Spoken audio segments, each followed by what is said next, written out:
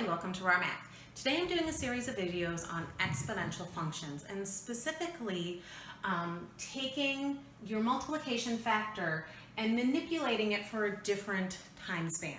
So we're talking about half-life, and what half-life is the amount of time it takes for half of an element to decay. We use half-life because think of statues in Rome. If you had a statue in Rome and you went and saw it, and a year later you saw it again, and a year later you saw it again, you probably wouldn't notice much appreciable difference. But if you compared the statue today from when it was built, the edges have smoothed down and the statue has started to decay. There is a decay rate for the statues. It's just much, much longer than anything we will see in our lifetime. So scientists use this a lot because if you're talking about a half-life of 1,000 years, the 1 day decay rate is negligible. Pretty much you can't see anything. So what we're going to talk about doing is turning a half-life from say 250 years and bringing it down to 1 year. So if we were doing a lot of calculations with year intervals, we could use the equation directly.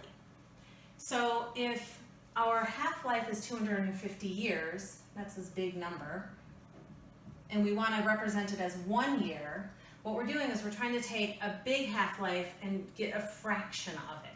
So if this is 50% over here, this is going to be a much smaller amount. So what we do is we take our half-life and we want to know one fraction, so 1/250th of it. So that would be our exponent. If we were using this in an equation, we could either do this calculation and put it to the x, or we could actually take this and say 0.5 to the 1/250 times x, and just use it directly like that in the equation and not have to do that pre-calculation. When we're taking a half-life of 7 months and we're trying to grow it to a year, this is a little more complicated. Because what we want to do first is take the 7 month and bring it down to 1 month. So just like when we went from 250 down to 1, we're looking at a fraction of the time. So we have our half-life to the 1/7 because we want to know 1/7 of the amount of time. Then we want to take our 1 month and turn it into a year. Well, a year is 12 months. We have to keep the same time frame or none of this works. So what we're doing here is we have 1 month is 1/2 to the 1/7, and this is going to be 1/2 to the 1/7, and we're going to keep on doing that for 12 months. Well, if we're multiplying 1/2 to the 1/7 times 1/2 to the 1/7, when you multiply bases with exponents, you add the exponents. So we're doing 1/7 plus 1/7 12 times. When you add fractions, you only add the numerators. So we end up with 0.5 to the 12/7.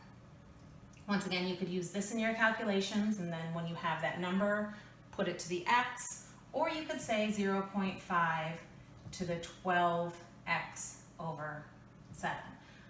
It doesn't matter if I do 0.5 or 1/2. You'll notice I switch between them. 1/2 tells a story of precision. 0.5 tells a story of rounding, and because we're going to end up doing calculations like taking the power of 12/7, there's definitely going to be rounding there, so switching to 0.5 is perfectly acceptable. It's never okay to go from decimal to fraction, but in this case we can go from fraction to decimal. In my last example, I'm going to start with h, and h is an unknown number of years, and I want to go from there to 1 year. Well, if we look at this second example and pretend that, well, let's look at this one. H is some big number and we want to go down to a smaller. What we would do is find the fraction. So when we went from 7 months down to 1 month, we did 1/7.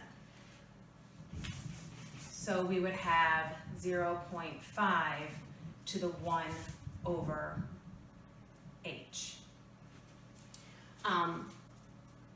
Ironically, this will work no matter what, because if we were trying to grow the number, when you have a fraction and you flip and multiply, you end up with the same thing. So regardless of how you want to set this up, you're either going to put a fraction in and it's going to flip over and be correct, or you're going to put a number in there and you're going to end up with the exact same basic equation. So we can always take the number and put it over h and get to the same place. I hope you've enjoyed this video. Please subscribe to my YouTube channel, like my Facebook page, and I'll see you on the next video. Thanks!